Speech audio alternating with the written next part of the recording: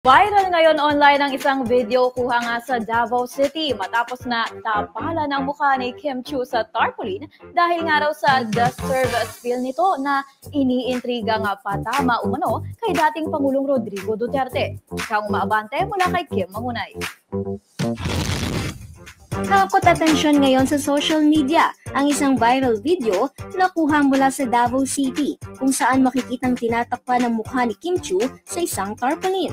Ang eksenang ito ay naganap ilang araw matapos siyang maging usap-usapan dahil sa kanyang controversial na deserve na linya sa It's Showtime. Hindi kasi ito nagustuhan ng ilang taga-suporta ni dating Pangulong Rodrigo Duterte dahil isa umano itong tirada sa nangyaring pag-aresto sa kanya. Sa kabila ng matinding reaksyon, agad namang nilinaw ni Kim Chiu na wala siyang pinatatamaan at binasa lamang niya ang nakasulat sa spill. Hindi rin nakaligtas mula sa intriga ang co-host na si Bong Navarro na nadamay rin sa issue, bagay na niresbakan din ng actor-host.